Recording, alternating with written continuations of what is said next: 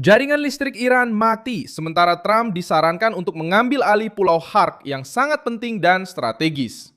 Rezim Islam mulai memberlakukan pemadaman listrik terjadwal di seluruh wilayah Iran tepat ketika gelombang baru serangan Amerika Serikat menghantam Buqsr, Chabahar, Jask, Konarak, Abu Musa, dan Bandar Abbas. Lihat saja apa yang terjadi di sini. Bukan, demi Tuhan, itu jet. Itu tidak benar. Aku bersumpah demi listrik. Serius, Tuhan adalah saksinya, aku bersumpah. Sayang, 7 orang. Bersumpahlah demi Tuhan. Tuhan tahu, sudah 8 sejauh ini. Itu sapi. Itu sapi. Saya memberitahu Anda bahwa perusahaan milik negara Tafani mulai mengumumkan pemadaman listrik 2 hari sebelumnya dan meminta pengurangan konsumsi minimal 10%. Karena suhu panas di selatan bisa melebihi 50 derajat dan permintaan listrik diperkirakan akan melampaui 75.500 megawatt. Pada saat yang sama, mantan Komandan Komando Pusat Amerika Serikat, Jenderal Frank McKenzie, menyarankan agar Washington mempertimbangkan untuk mengambil alih Pulau Khark, pusat yang menampung hampir 90% ekspor minyak Iran. Kemungkinan ini sudah pernah dibahas oleh pejabat Amerika Serikat sebagai salah satu cara untuk menghantam sumber uang yang menjaga rezim tetap berjalan. Lebih dari 50.000 personel militer Amerika Serikat tetap dikerahkan di Timur Tengah. Tekanan Amerika Serikat meningkat di sepanjang jalur pantai yang terkait dengan pertahanan angkatan laut dan kemampuan Teheran untuk mengancam kapal-kapal. Jaringan listrik menunjukkan kelemahan yang lebih mendalam lagi. Sistem ini sudah bermasalah dengan pembangkit listrik tua, kurangnya investasi, kehilangan peralatan, dan konsumsi yang melebihi kapasitas sebenarnya. Perang mempercepat masalah ini. Informasi yang dikaitkan dengan pejabat Iran menunjukkan ribuan titik yang rusak dan hilangnya ribuan megawatt. Mencatat tindakan para anak-anak di lantai Z. Silakan Z.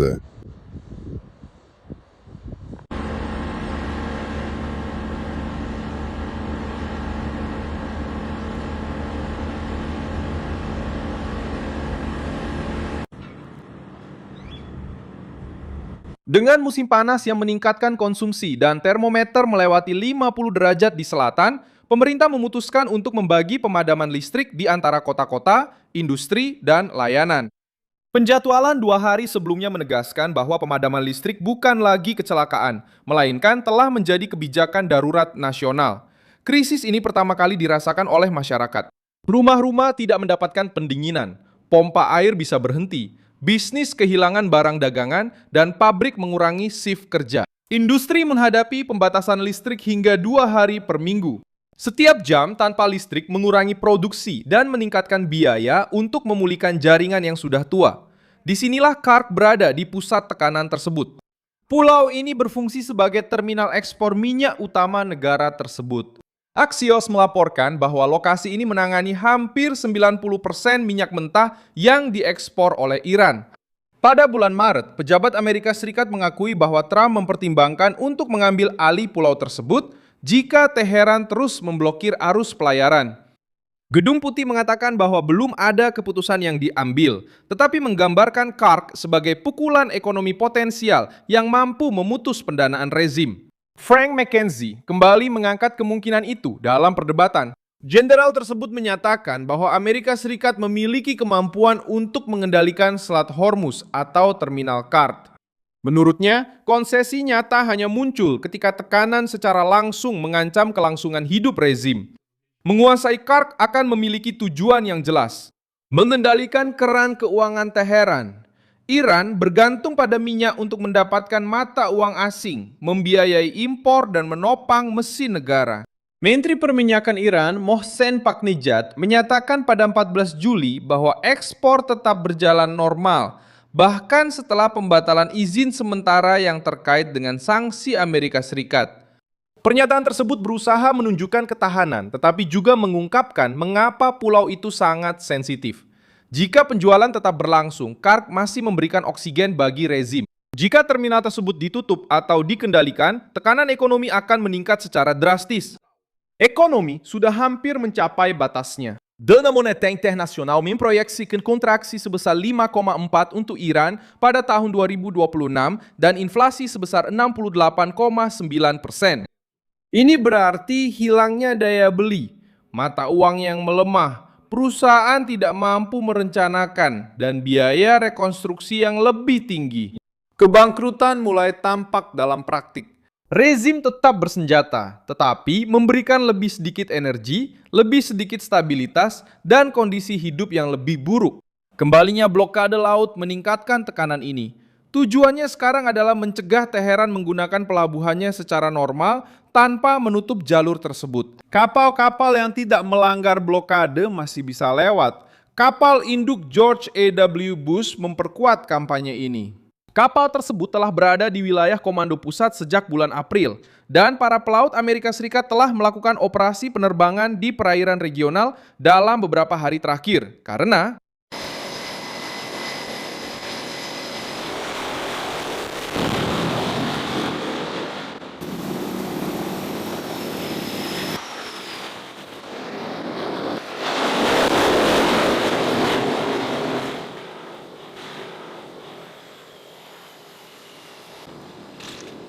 pesawat pengisian bahan bakar milik Amerika Serikat juga tetap berada di Bandara Ben Gurion di Israel.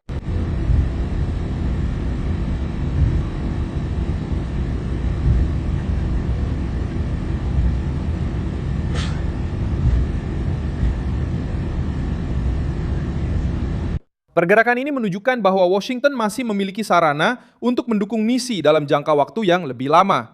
Saksi mata mengatakan mereka mendengar pesawat terbang di atas kota-kota di wilayah tengah dan selatan. Trump menekan dari dua sisi. Kekuatan militer menghancurkan radar, sistem pesisir, drone, kapal, dan posisi rudal. Tekanan ekonomi menutup pelabuhan, mengancam minyak, dan mengubah kargo menjadi kemungkinan alat tawar-menawar.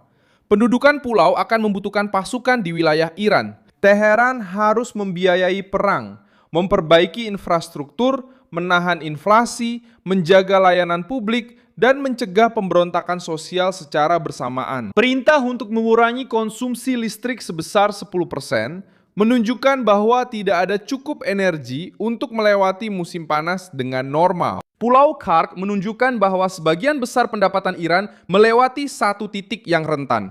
Pilihan yang tersisa bagi rezim ini sangat pahit. Jika terus menutup Selat Hormuz dan menyerang kapal, kemungkinan kehilangan Pulau Karg, mengalami serangan baru, dan melihat blokade semakin ketat akan meningkat. Mundur memang bisa menyelamatkan sebagian ekonomi, tetapi akan menghancurkan citra kekuatan yang digunakan Teheran untuk mengendalikan rakyatnya dan menakut-nakuti kawasan. Terima kasih banyak sudah menonton video ini sampai akhir. Dukung proyek kami dan berkontribusilah secara finansial melalui kode Pix yang muncul di layar Anda. Kami adalah saluran independen yang fokus untuk memberikan informasi yang benar kepada Anda. Kontribusi Anda membantu kami untuk terus bertahan. Terima kasih.